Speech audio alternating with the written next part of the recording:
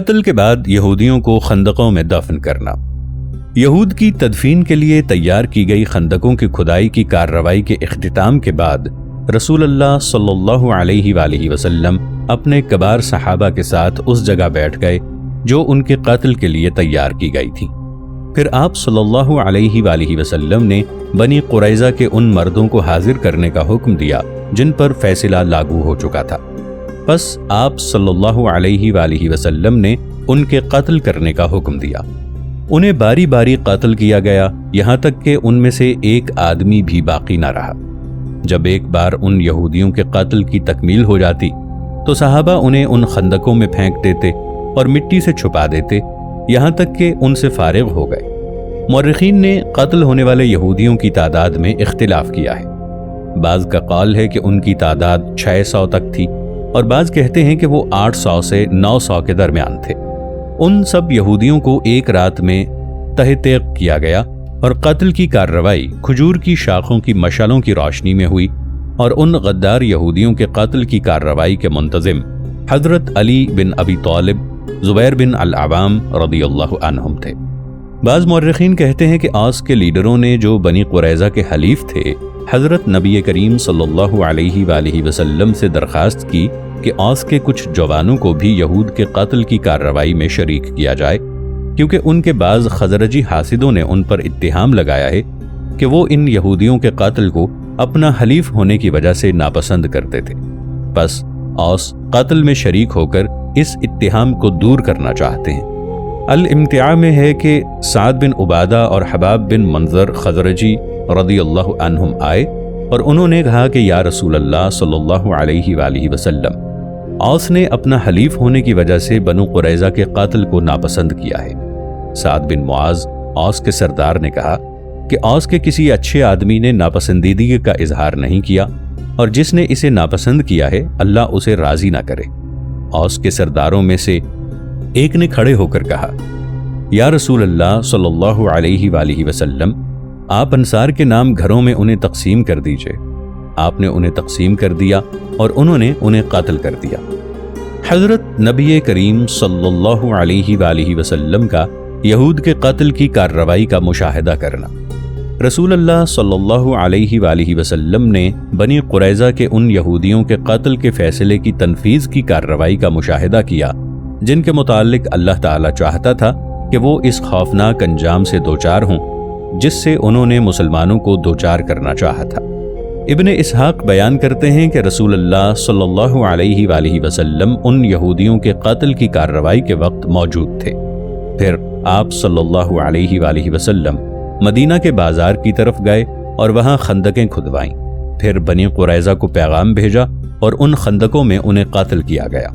انہیں جماعت در جماعت لایا جاتا تھا، اور جن یہودیوں کو قتل کے متعلق حکم نافذ ہوا تھا ان میں ان کا سرکردہ اور عظیم مجرم اور فتنہ و فساد کا بانی حوی بن اخطب بنی نذیر کا سردار بھی شامل تھا۔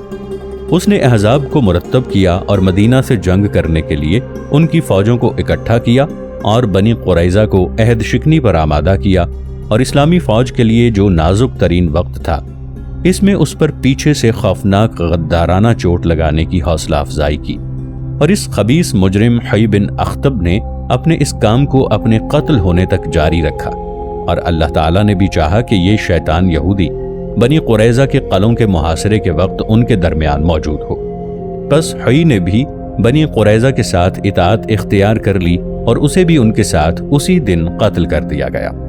اور یہ واقعہ یوں ہے کہ جب یہ شریر یہودی بنی قریظہ کو عہد شکنی اور مسلمانوں کے ساتھ غداری کرنے پر رضامند کرنے کے لیے آیا تو بنی قریظہ کے سردار کعب بن اسد نے اس سے عہد لیا کہ وہ بنی قریظہ کے ساتھ ان کے قلعوں میں رہے، مگر احزاب کی فوجیں اپنے مقصد کو پورا کیے بغیر مدینہ سے واپس چلی گئیں، اور وہ مقصد مسلمانوں کو مکمل طور پر تباہ و برباد کرنا تھا۔ اور عملاً اس نظیری یہودی سردار نے اپنے بھائیوں بنی قریظہ سے یہ عہد پورا کیا اور ان کے ساتھ ان کے قلعوں میں داخل ہو گیا اور ان کے ساتھ رہا، یہاں تک کہ انہوں نے مسلمانوں کی اطاعت اختیار کر لی تو اس نے بھی ان کے ساتھ اطاعت اختیار کر لی اور ان کے ساتھ ہی قتل ہو گیا۔ حوی بن اخطب کے بنی قریظہ کو مسلمانوں سے عہد شکنی کرنے پر آمادہ کرنے کے واقعے کی تفصیل غزوہ احزاب کی سیریز میں موجود ہے۔ ناظرین، آگے بڑھنے سے پہلے کامنٹ سیکشن میں ہمیں اپنی آراء سے ضرور آگاہ کیجیے گا کہ آپ کو ہماری یہ سیریز کیسی لگ رہی ہے۔ میں ہوں طاہر عبید چودھری۔ آئندہ آنے والی اقساط سے باخبر رہنے کے لیے ہمارے چینل کو سبسکرائب کر لیں اور ساتھ موجود بیل آئیکن کو ضرور کلک کر لیں۔ شکریہ۔ بنی نضیر کے شیطان کا قتل ہونے سے پہلے گفتگو کرنا۔ جب اس خطرناک یہودی حوی بن اخطب کے قتل کی گھڑی آئی تو اس نے حضرت نبی کریم صلی اللہ علیہ وآلہ وسلم کے ساتھ اپنے بغض و کینے کو پوشیدہ نہ رکھا، بلکہ اسے اپنی شریر زندگی کی آخری گھڑیوں میں بڑے فخر اور صراحت کے ساتھ نمایاں کیا۔ ابن اسحاق حوی کے قتل کی ساعت میں اس کے موقف کو بیان کرتے ہوئے کہتے ہیں کہ اور اللہ کے دشمن حوی بن اخطب کو لایا گیا۔ وہ سرخ حلہ زیب تن کیے ہوئے تھا، جسے ہر جانب سے انگلیوں کے برابر پھاڑا ہوا تھا تاکہ اسے کوئی چھین نہ لے، اور اس کے ہاتھ رسی کے ساتھ گردن سے بندھے ہوئے تھے۔ جب اس نے رسول اللہ صلی اللہ علیہ وآلہ وسلم کی طرف دیکھا تو کہنے لگا، خدا کی قسم میں نے تمہاری عداوت میں کبھی اپنے آپ کو ملامت نہیں کی، لیکن جو اللہ کو چھوڑتا ہے اللہ تعالیٰ اسے چھوڑ دیتا ہے۔ اور سہیلی نے یہ اضافہ کیا ہے کہ رسول اللہ صلی اللہ علیہ وآلہ وسلم نے جب حوی کو بندھے ہوئے دیکھا تو اسے فرمایا، کیا اللہ تعالیٰ نے تجھے نہیں پکڑا؟ اس نے کہا، ہاں، لیکن جو آپ کو چھوڑے گا اسے چھوڑ دیا جائے گا۔ حوی بن اخطب کی شجاعت۔ یہ بات قابل ذکر ہے کہ اس مجرم یہودی پر خوف کا کوئی اثر نہ تھا، بلکہ قتل کے وقت بھی اس نے بڑی شجاعت اور ثابت قدمی دکھائی، اور جب محافظوں نے اس یہودی کو قتل کے لیے مقتل میں پیش کیا تو اس نے بات چیت کرنے کی اجازت طلب کی۔ جب انہوں نے اجازت دے دی تو اس نے لوگوں کی طرف متوجہ ہو کر کہا، اے لوگو، اللہ کے حکم پر کوئی اعتراض نہیں۔ اللہ نے کتاب، قدر اور جنگ کو بنی اسرائیل پر فرض کیا ہے۔ پھر وہ بیٹھ گیا اور اسے قتل کر دیا گیا۔ پھر فوج نے اس کے جسم کو خندق میں پھینک دیا۔ ایک یہودی شاعر جبل بن غطفانی ثعلبی نے ابن اخطب کے اس موقف پر جو اس نے قتل سے پہلے اختیار کیا اس کی مدح کی ہے۔ وہ کہتا ہے، تیری زندگی کی قسم، ابن اخطب نے اپنے آپ کو ملامت نہیں کی، لیکن جو اللہ کو چھوڑتا ہے اسے بھی چھوڑ دیا جاتا ہے۔ اس نے عذر کی حد تک کوشش کی اور اس نے آواز دی، اور وہ ہر آواز دینے والے کی عزت کا خواہاں تھا۔ اور اس بات کا بتانا بھی ضروری ہے کہ اس نے ثابت کیا کہ شر سے خیر کا ظہور ہوتا ہے، اور یہ کہ ام المؤمنین حضرت صفیہ رضی اللہ عنہا اس یہودی حوی بن اخطب کی صاحبزادی تھیں جن سے رسول کریم صلی اللہ علیہ وآلہ وسلم نے معرکہ خیبر میں ان کے خامند کے قتل ہونے کے بعد شادی کی تھی، اور آپ امہات المؤمنین میں سے بہتر اور عقل مند تھی۔ بنی قریظہ کے سردار کو کیسے قتل کیا گیا؟ بنی نضیر کے سردار کے قتل کی تکمیل کے بعد حضرت نبی کریم صلی اللہ علیہ وآلہ وسلم کا محافظ دستہ بنی قریظہ کے سردار کعب بن اسد کو مقتل میں لایا۔ کعب بڑا عقل مند اور دور اندیش تھا، اور عہد شکنی کو ناپسند کرتا تھا، اور مسلمانوں سے غداری کرنے میں بھی دلچسپی نہ رکھتا تھا، بلکہ اسلام کی طرف میلان رکھتا تھا۔ اسی لیے اس نے اپنی قوم کو حلقہ بگوش اسلام ہونے کی دعوت دی، لیکن پھر ان پر بدبختی غالب آ گئی، اور بنی نضیر کے شیطان حوی بن اخطب نے اس پر غلبہ پا لیا، یہاں تک کہ وہ اس خط مستقیم سے منحرف ہو گیا جس پر وہ چلنا چاہتا تھا۔ بس وہ اسے اور اس کی قوم بنی قریظہ کو انجام کار اس خوفناک انجام تک کھینچ لایا جو کہ قتل تھا۔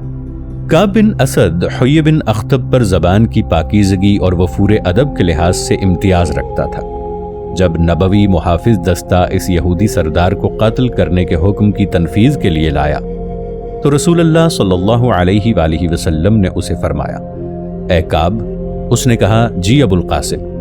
آپ صلی اللہ علیہ وآلہ وسلم نے فرمایا، تم نے ابن خراش کی نصیحت سے فائدہ نہیں اٹھایا، وہ میرا مصدق تھا۔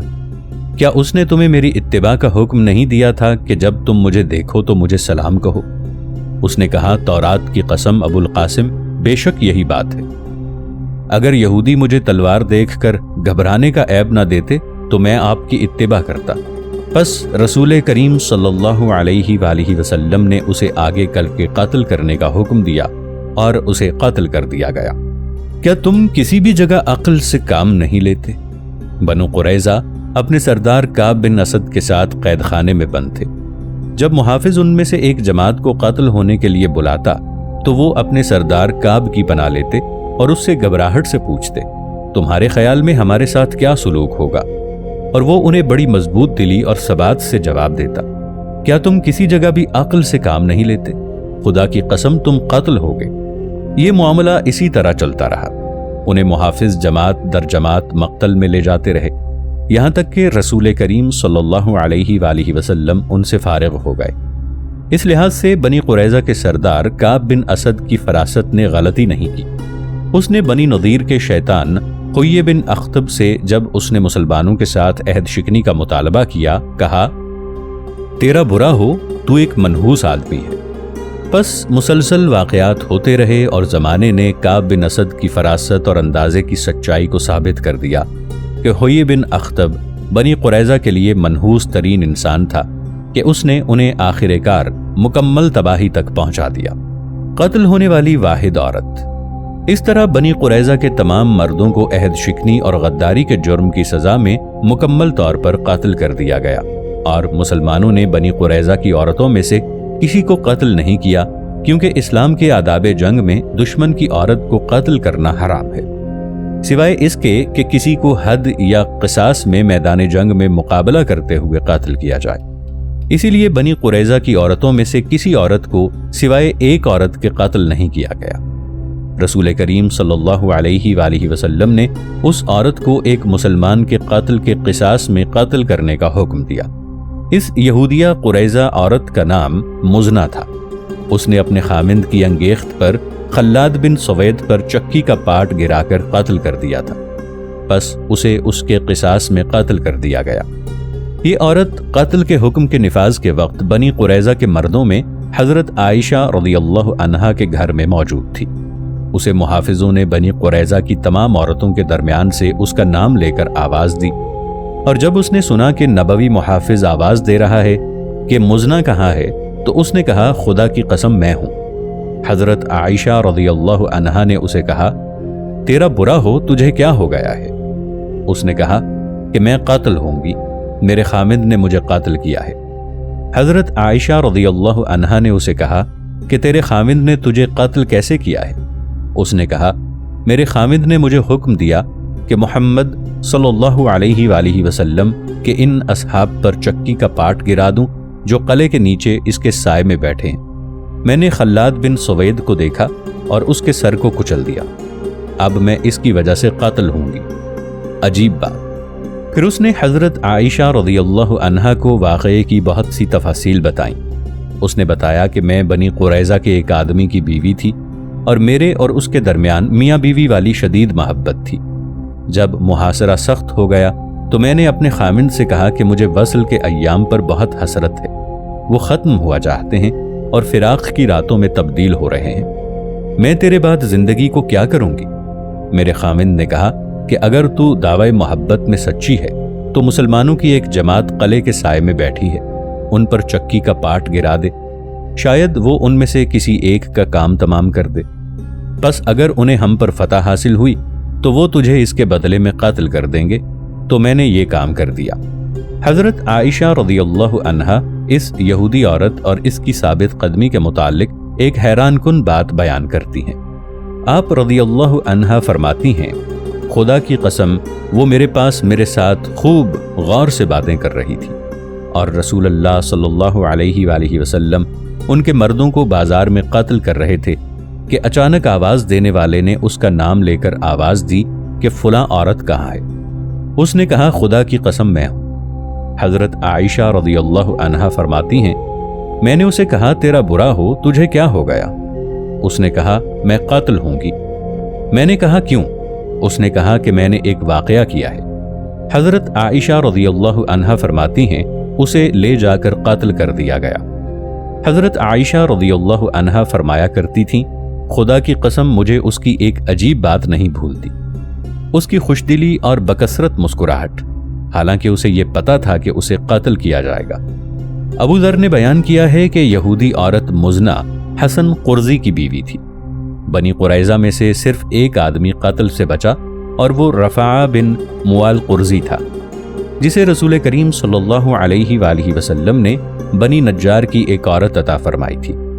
اس نے رسول کریم صلی اللہ علیہ وآلہ وسلم کے پاس اس کی سفارش کی تھی، کیونکہ اس نے اس سے وعدہ کیا تھا کہ وہ عنقریب اسلام قبول کر لے گا، اور عملاً اس نے اسلام قبول کر بھی لیا۔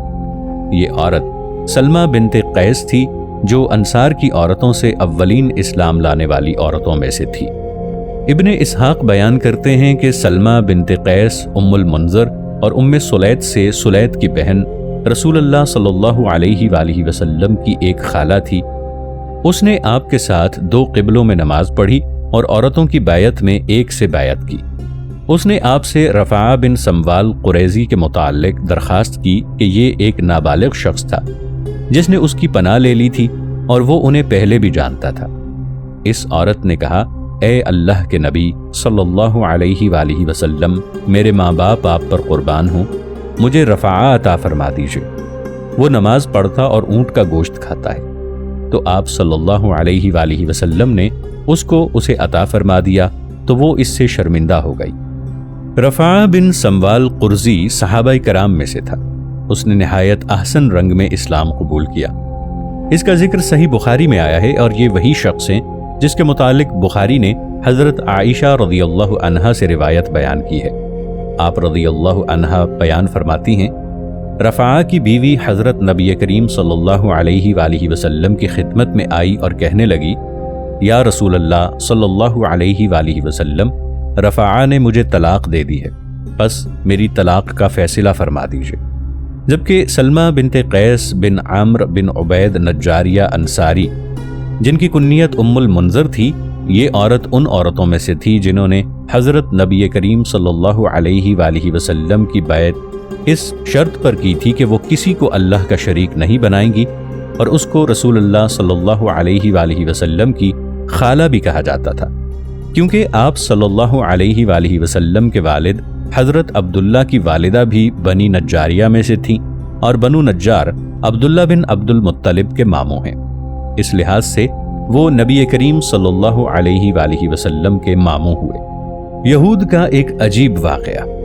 جب بنی قریظہ کے عہد شکن اور غدار ٹولے کے متعلق قتل کی عادلانہ سزا کے فیصلے کی تنفیذ کا کام مکمل ہو گیا تو ایک عجیب ہیجان خیز واقعہ رونما ہوا، جس کا محور ایک قدیم کینہ توز جنگ باز یہودی تھا۔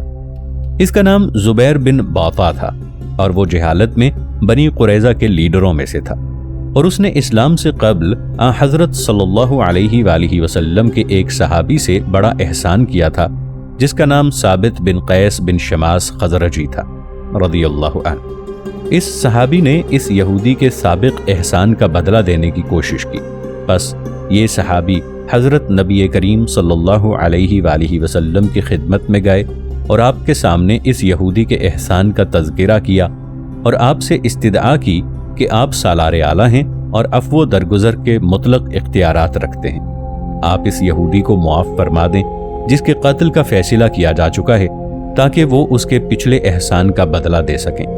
رسول کریم صلی اللہ علیہ وآلہ وسلم نے اپنے صحابی کی درخواست کو قبول کر لیا، اور اس یہودی کے لیے معافی کے حکم صادر ہو جانے کے بعد بھی کہا کہ اسے اس کی قوم کے لوگوں کے ساتھ قتل کیا جائے تاکہ وہ ان کے ساتھ دوزخ میں جائے۔ ثابت بن قیس بن شماس خزرجی انصاری رضی اللہ عنہ انصار کے مشہور خطیب تھے، اور انہوں نے رسول کریم صلی اللہ علیہ وآلہ وسلم کے مدینہ آنے پر آپ سے کہا تھا کہ ہم جس چیز سے اپنی اور اولاد کی حفاظت کرتے ہیں اسی سے آپ صلی اللہ علیہ وآلہ وسلم کی حفاظت کریں گے، پھر ہمیں کیا ملے گا؟ آپ صلی اللہ علیہ وآلہ وسلم نے فرمایا، جنت۔ رسول اللہ صلی اللہ علیہ وآلہ وسلم کے ساتھ سب سے پہلے مارکہ احد میں شامل ہوئے، اور بعد کے مارکوں میں بھی شامل ہوئے، اور مارکہ یمامہ میں شہید ہوئے۔ جو واقعہ ہم بیان کر رہے ہیں اس کی تفصیل یہ ہے کہ بنی قریظہ صلح اور جنگ میں قبیلہ اوس کا حصہ سمجھے جاتے تھے، اور یہ اس تحالف کی وجہ سے تھا جو دونوں قبیلوں کے درمیان قائم تھا، جبکہ جاہلیت میں عربوں کا مروج اصول تھا۔ یہی وجہ ہے کہ جب اوس اور خزرج کے درمیان جنگ ہوتی تو بنی قریظہ اوس کی طرف ہو کر اس کے ساتھ جنگ کرتے، اور آخر تک وہ ان کا اٹوٹ انگ رہے، جیسا کہ بنی نذیر اور بنو قینقاع کے یہودی اپنے حلیف خزرج کے ساتھ ہوئے تھے۔